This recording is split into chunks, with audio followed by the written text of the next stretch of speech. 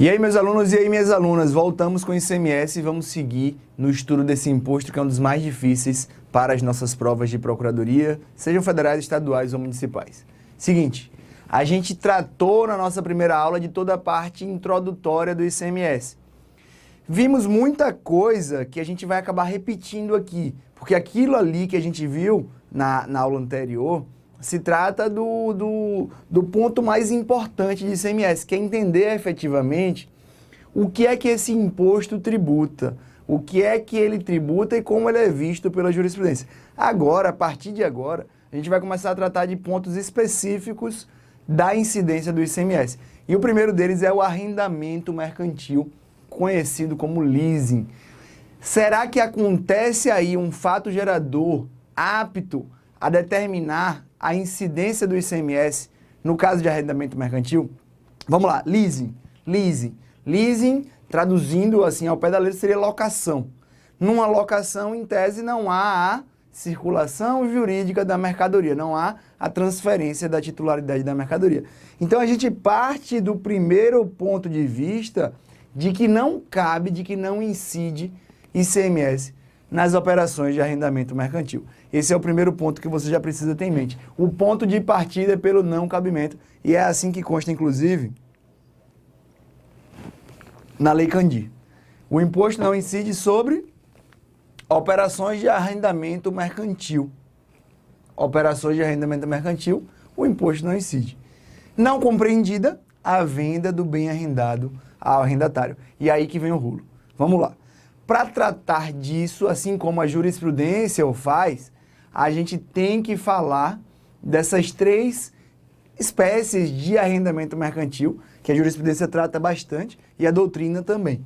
O leasing financeiro, o leasing operacional e o leaseback, sale and leaseback ou leasing de retorno. Você vai entender cada um deles aqui. São aspectos mais de direito empresarial e civil, mas eles são primordiais para você entender o que a gente quer falar quanto ao ICMS nas operações de arrendamento mercantil. Isso é muito importante para a prova objetiva, para a prova subjetiva e para a prova oral. Vamos lá. Vamos começar de baixo para cima. Leaseback ou sale and leaseback. Basicamente significa o seguinte. Vamos imaginar uma situação e no exemplo você vai entender. Determinado agricultor tem lá vários equipamentos. Entre eles ele tem um trator de R$1 milhão, vamos dizer. E aí esse trator de R$1 milhão é dele, ele já pagou no passado e é dele. Só que aí o cara está sem grana para comprar os insumos. Está sem grana para comprar semente, sem grana para comprar agrotóxico, qualquer coisa lá, ele está sem grana. Aí o que ele faz? Ele fala, já sei, eu vou vender o meu trator e vou arrendar ele para mim mesmo. Sacou? O que ele faz então? Ele chega num banco e fala, ó, seguinte, estou precisando de grana, tenho esse trator. Você compra esse trator por R$1 milhão, né? Você compra meu trator, ele continua comigo, óbvio, porque eu vou precisar usar ele, e eu fico te pagando a parcela mensal do arrendamento mercantil. Então, é um bem que já é meu, ele vai para você, ele volta para mim, instantaneamente, mas eu só tenho agora a posse dele, não mais a propriedade. Ao final desse arrendamento, dessa locação, desse valor parcelado, ele volta a ser meu e aí, obviamente, eu pago juros. Eu pago juros, o banco se dá bem, eu me dou bem, o banco tem dinheiro, eu preciso de dinheiro e assim a vida segue. É o leaseback.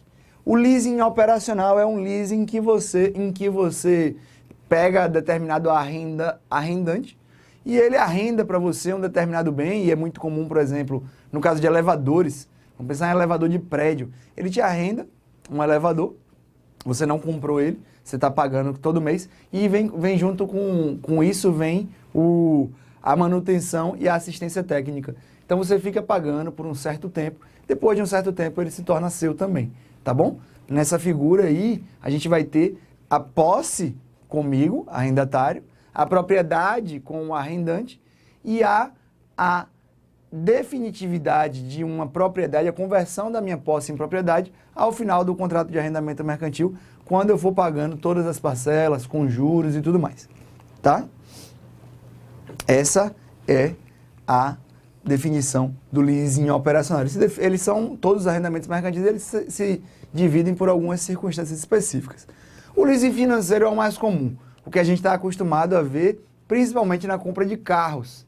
Quando você vai lá comprar um carro, o cara fala, velho, vamos fazer um leasing.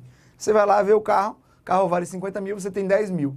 Falou, beleza, você paga 10, os outros 40, você vai fazer um leasing. O que é que você acha? Aí como é esse leasing? Não, seguinte, o banco compra o carro de mim, né? Eu, concessionária, o banco compra, você fica pagando ao banco, ao final, o carro é seu. Enquanto isso acontece, enquanto você paga, o carro é do banco, a propriedade dele, a posse é sua, e assim, tudo dá certo. No final, você vai ter essa propriedade para você. Beleza. Nesse meio tempo, o cara paga juros, paga o VRG, que eu vou explicar para você já já, que é o valor residual garantido. Basicamente, esse valor residual garantido digamos assim, pagou a locação, aí no final fala assim, pronto, agora você paga mais 15 mil e o bem é seu. Você paga mais 100 mil e o bem é seu. Normalmente, eles fazem a diluição desse VRG ao longo das parcelas desse contrato de arrendamento mercantil. Sacou? Então, vamos lá. O contrato de arrendamento mercantil, ele tem por si só a característica de transferir propriedade? Não, não tem. Não há efetivamente uma circulação jurídica da mercadoria, tá? Não há essa circulação jurídica da mercadoria, exceto se houver a efetiva venda do bem arrendado. Então, o arrendamento mercantil por si só não configura uma situação de compra e venda, não configura uma situação de circulação de mercadoria, não configura, portanto, o aspecto material do fato gerador do ICMS. Sendo assim, não incidirá o ICMS. Mas no leaseback, eu dou o bem, esse bem transfere para outra pessoa e aí eu vou pagando, mas houve essa transferência. A jurisprudência diz que nem no caso do leaseback isso funcionaria, porque efetivamente não há, em primeiro lugar, a transferência efetiva e verdadeira da posse do bem, o bem nem sai da minha esfera econômica, e segundo, não há aqui a habitualidade na relação daquela venda, porque eu tiro alguma coisa do meu ativo fixo e não da minha habitualidade ou do meu volume de vendas, não é o meu objeto principal, eu não me enquadro como contribuinte, e aí te dou. Então, não há ali outro requisito da configuração do ICMS, que seria a habitualidade ou volume, no leaseback. No leasing financeiro e no leasing operacional, isso só aconteceria efetivamente ao fim, não por conta do contrato de arrendamento mercantil, mas sim pela efetiva venda do bem. Beleza? Ficou fácil? Decorem leasing financeiro, leasing operacional e leaseback. Não tem como errar, beleza? Artigo 3º, então, deixa tudo bem claro para a gente da Lei Candir. Se liguem em alguns pontos. Professor, veja, se o VRG estiver diluído no contrato, isso aí deixa de ser um arrendamento mercantil. Isso passa a ser uma compra e venda parcelada. Súmula 293 do STJ vai contra o que a gente acabou de sugerir. A cobrança antecipada ou diluída, pode garantir, que também quer dizer isso, do valor residual garantido, não descaracteriza o contrato de arrendamento mercantil, tá? Essa jurisprudência ela não foi formada dessa súmula no intuito da questão tributária da coisa, mas da questão civil, empresarial. Porém, tem aplicação, assim como todas as nossas conclusões sobre os institutos de direito privado, tem importância, por mais que os efeitos tributários a gente busque na lei tributária. Vocês devem lembrar disso, a gente já falou disso quando a gente estudou aplicação, integração e interpretação da legislação tributária. Lembrem e vejam como tudo é concatenado. Direito tributário é fácil. Você só precisa fazer as interligações necessárias. Beleza? Isso já caiu em prova. Procurador da FAPESP. Correta a seguinte afirmativa. É uma hipótese de incidência do ICMS a entrada de bem importado do exterior por pessoa física, ainda que não seja contribuinte habitual do imposto, cabendo este ao Estado onde estiver situado o domicílio do destinatário do bem. Na verdade, essa questão eu antecipei, eu ia dizer como se fosse uma comprovação do que eu acabei de dizer. Não, é na verdade a introdução do próximo ponto. Vejam só, é correta a seguinte ideia.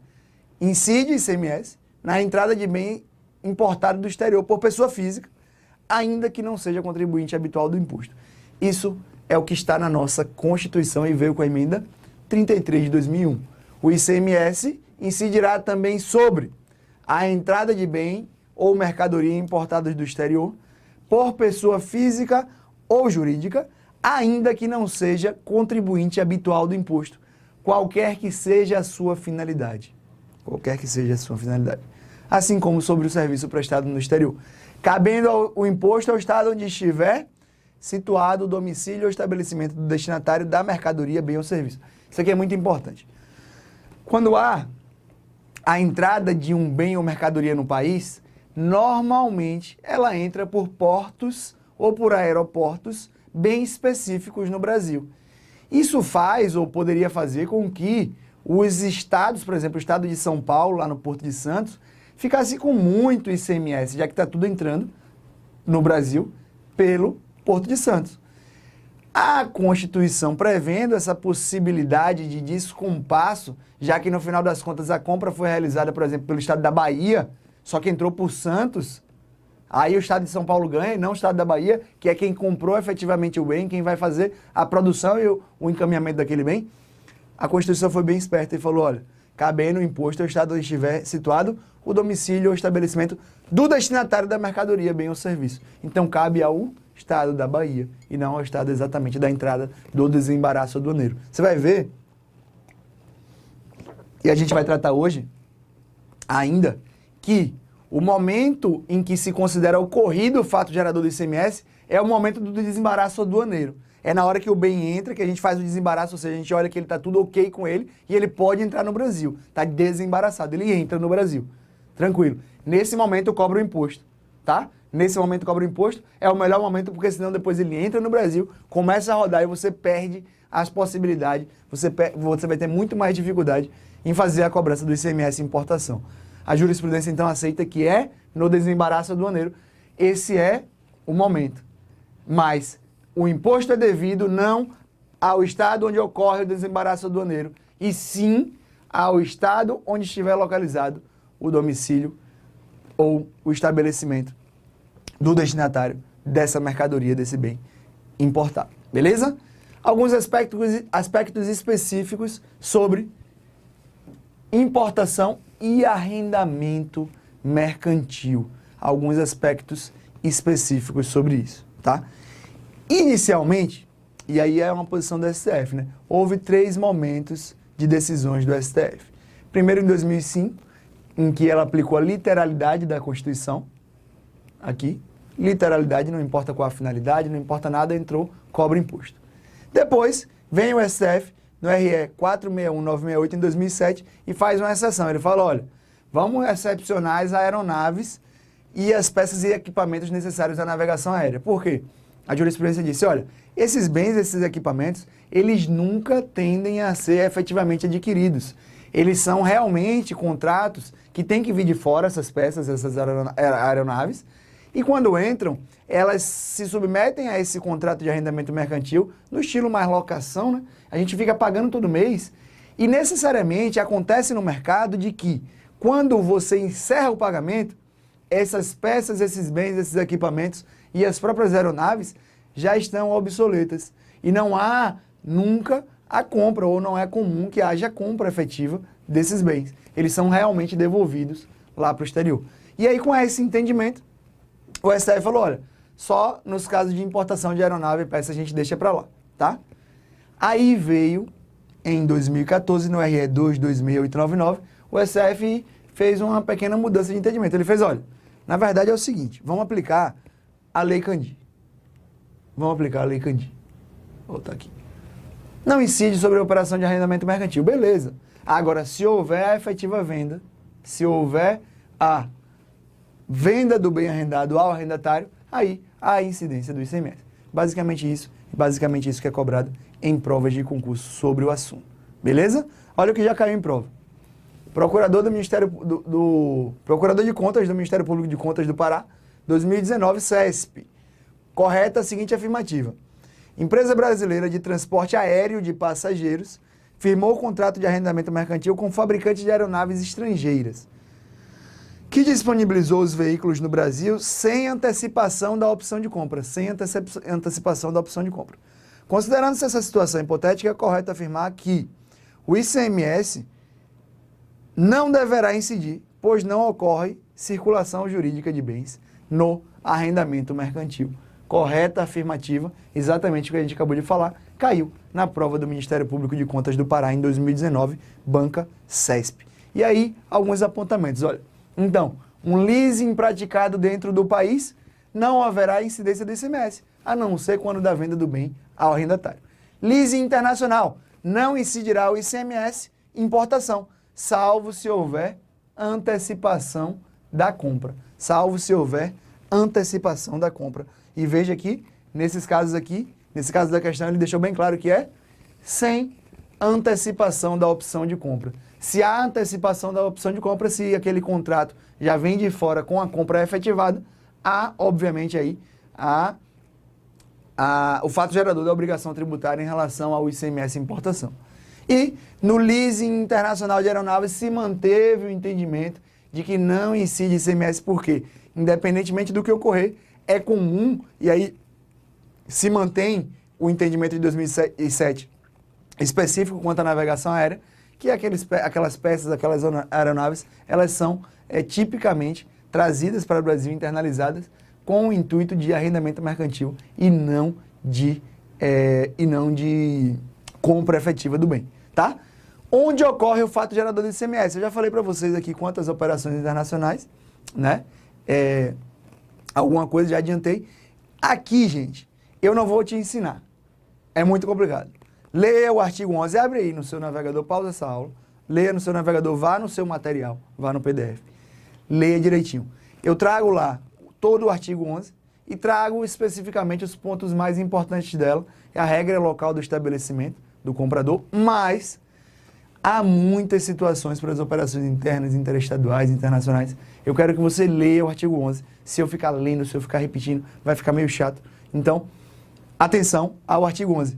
Lembra que eu falei, quando você for estudar a Lei Candir, não estude sozinho. Agora você já tem o meu primeiro apontamento do que você precisa ler da Lei Candir.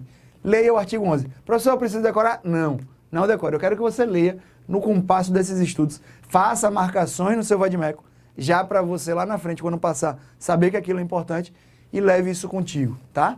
Não é o tipo de coisa que cai muito, não é. Mas é importante conhecer, fechou? Veja só, por que é importante eu saber onde ocorre o fato gerador? O primeiro ponto é porque o ICMS, ele é repartido para os municípios. Eu preciso saber em que município ocorreu para que eu possa fazer a transferência das receitas tributárias, para que eu possa fazer a repartição constitucional das receitas tributárias determinada pela Constituição Federal, tá? Ali, e isso é importante por dois fatores. Primeiro, porque é um aspecto realmente importante do ICMS, a divisão do seu produto da arrecadação. Segundo, porque há uma alteração na Constituição Federal, com a emenda 108 de 2020. Por ser recente, é muito provável que caia. Antes, a separação era feita por meio do que se chama de valor agregado. Você faz uma análise do valor agregado da incidência do ICMS em cada município, e antes isso era feita por 3/4, 1/4, tá? 3/4, 1/4. Esqueça isso, agora é 65, 35. Se liga. Pertence aos municípios 25% do ICMS. Mas como? Como é que eu vou separar entre os municípios isso? E aí vem a Constituição e fala os critérios para tal separação.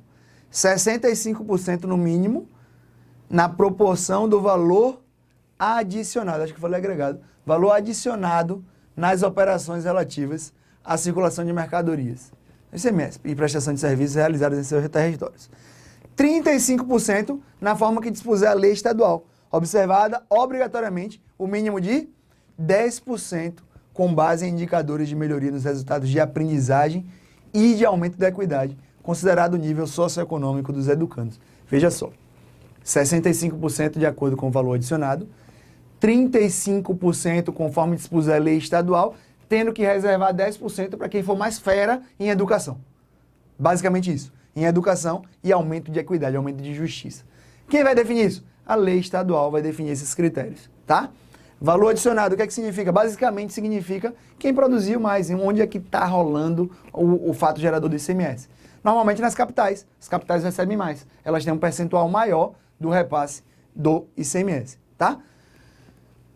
Já vi brigas sobre isso na justiça, já atuei em brigas sobre isso, tá? Quando tem briga é uma confusão, que vem um município e fala, olha, me passaram 2,36%, mas o certo para mim era 2,92%. Aí, meu velho, imagine, porque se você vai sair de 2,36 para 2,92, você tem que tirar dos outros municípios. Então, tem que vir todos os municípios do estado e aí começa a confusão. Eu já participei de uma ação nesse sentido, vou até pesquisar em que pé está ela, se a gente ganhou, se a gente perdeu, acho que a gente ganhou, mas ganhando ou não, é uma ação demorada, é uma ação complicada, tá? Uma ação muito complicada, envolve muita gente, envolve cálculos muito complicados, beleza? Então, por que eu digo que eu já atuei? Porque é importante conhecer. Porque se eu já atuei, é importante, pode cair em primeira fase, pode cair em segunda fase, pode cair em prova oral, e ainda mais para a primeira fase agora, porque teve a alteração de 2020. Quando há alteração recente, a banca gosta de cobrar, principalmente em primeira fase. Vamos lá, de novo, 65%, vamos lá, 25% na verdade do ICMS vai para os municípios, dentro do seu território. Desses 25%, a gente vai mexer ali, tem 100%, né? Então vamos lá, 65% na medida do valor adicionado, 35% conforme dispuser a lei estadual, tendo que reservar 10% para quem for melhor ali em nível socioeconômico de educação e de aumento de equidade, aumento da justiça social. Essa é a intenção aqui do Constituinte. Beleza? Fechou? Isso vai cair em breve. Depois eu quero que vocês me cobrem, tá? Só aluno revisão PGE vai saber essa. Quero que vocês me cobrem essa. Vamos lá. Seguindo. Um aspecto muito interessante sobre o ICMS é o caso das minas. Veja só.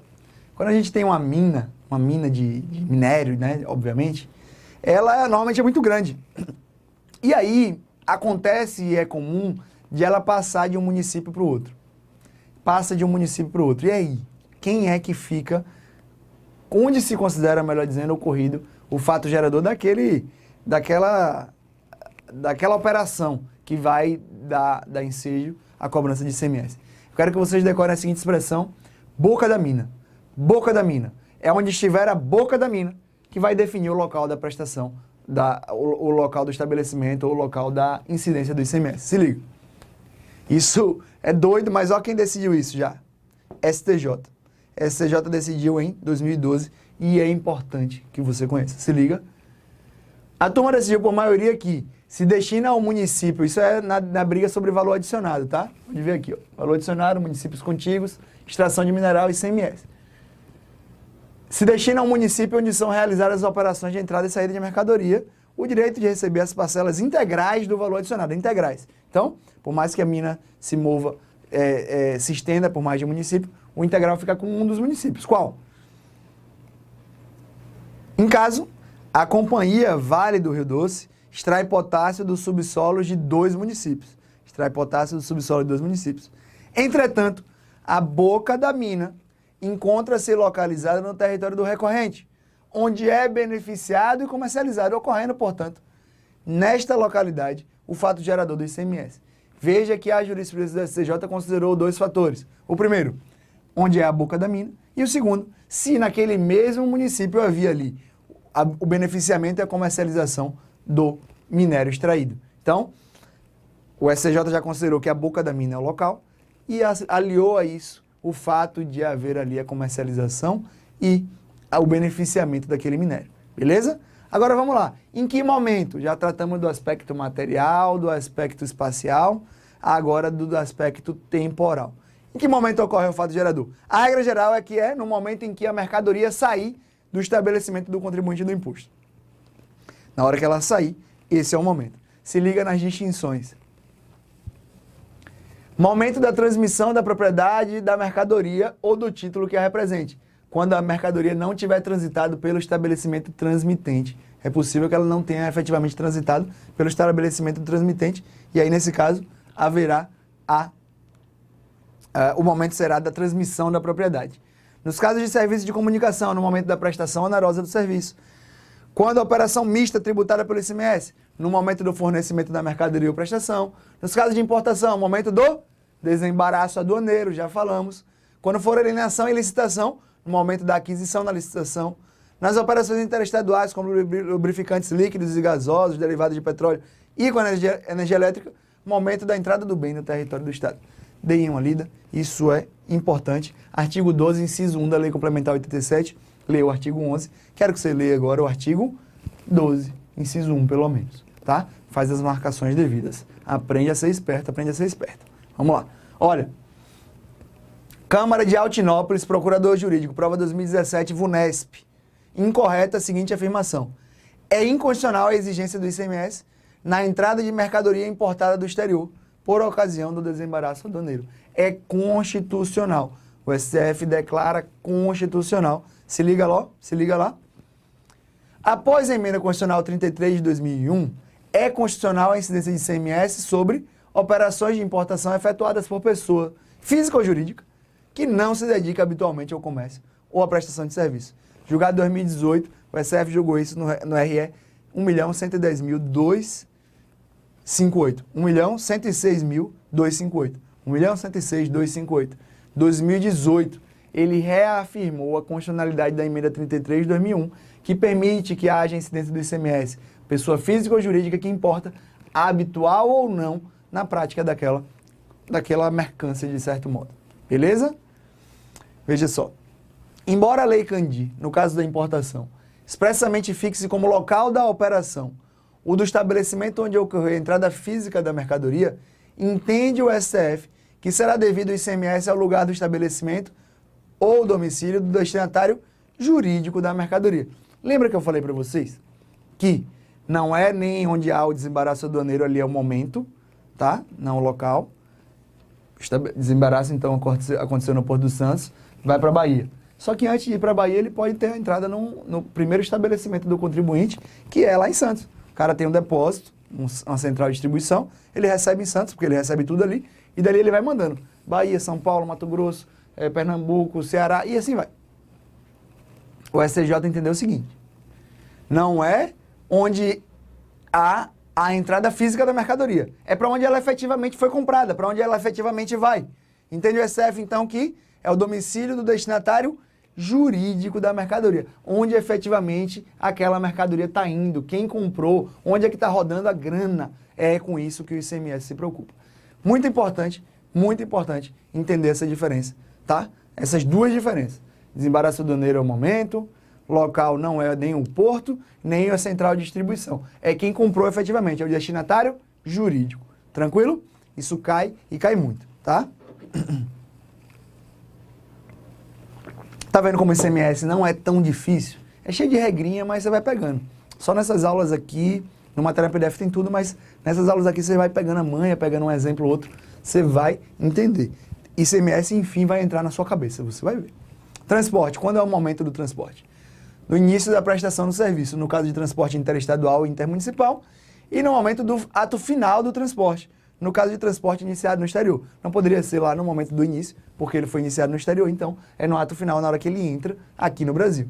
Momento do início da prestação do serviço, no caso de transporte interestadual e intermunicipal, na hora de comprar a passagem ali, ao início da prestação, já vem o ICMS embutido. Momento do ato final do transporte, no caso de iniciado no exterior, na hora que termina, ele entra e a gente vai ver efetivamente quando aconteceu o ICMS. Beleza? Quanto à energia elétrica, o fato gerador é o consumo da energia elétrica, portanto, o momento do consumo é considerado o elemento temporal, enquanto o aspecto espacial é o local onde a energia é consumida. Isso aqui é relativamente simples. Se liga agora no caso de furto de energia. Se liga. Se tem furto de energia, afinal, há a incidência do ICMS, o cara tem que pagar o ICMS ou não? Porque, veja, eu consumi, digamos lá, 100 kW.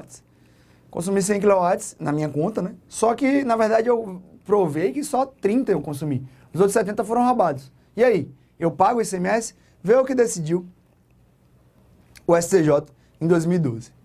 Não configura hipótese isolada e autônoma de ICMS, de modo que furtada a energia, sendo impossível sua cobrança com base no valor. Quer dizer, não furtada a energia, antes da entrega ao consumidor final, não ocorre o fato gerador do imposto, sendo impossível sua cobrança com base no valor da operação anterior. Vale dizer, daquela realizada entre a empresa e a distribuidora de energia. O ICMS deixa de ser devido nos casos em que se perde por vazamentos do sistema ou em decorrência de ilícito, pois não havendo consumo regular, ausente se acha a operação de energia elétrica sob o aspecto jurídico tributário. Se liga num ponto específico, olha. Sendo impossível sua cobrança com base no valor da operação anterior, vale dizer, daquela realizada entre a empresa produtora e a distribuidora de energia. É possível, então, que... Eu vou explicar um pouquinho mais de ICMS na energia. Basicamente é assim.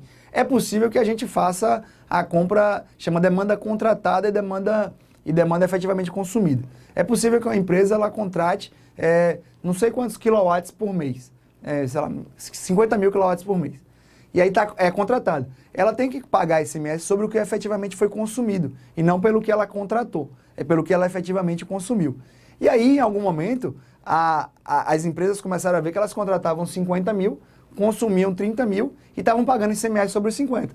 Jurisprudência tranquila já, hoje, que ela paga pela energia efetivamente consumida. E aí vem o outro ponto. Ela contratou 50, consumiu 30 e desses 30 que ela consumiria, melhor dizendo, na verdade já houve vazamento ou houve furto no caminho. Aí a empresa fala, na hora de tributar, ela falava, não, mas vamos trazer aqui a operação que eu passei para a distribuidora. Eu vendi para a distribuidora, que distribuiu para ti, 30 mil. Efetivamente foi isso que saiu daqui. Não, mas chegou para mim só 25. Efetivamente chegou 25 só, já que houve vazamento. Aí a jurisprudência veio e salvou o contribuinte, dizendo aqui, olha, ICMS só incide sobre o que efetivamente consumiu. O que vazou, o que foi furtado, isso aí não dá para o fisco cobrar. Beleza? Gente, aspecto material, aspecto temporal, aspecto espacial, algumas incursões sobre energia elétrica, a importação vimos fortemente, ainda tratamos um pouquinho do aspecto material quando tratamos do arrendamento mercantil. Assim a gente encerra esse bloco de aula e vamos seguir agora com o sujeito ativo, sujeito passivo do ICMS. O negócio vai esquentando, tá? ICMS não é tão difícil quanto parece. A gente se vê daqui a pouco no próximo bloco dessa aula.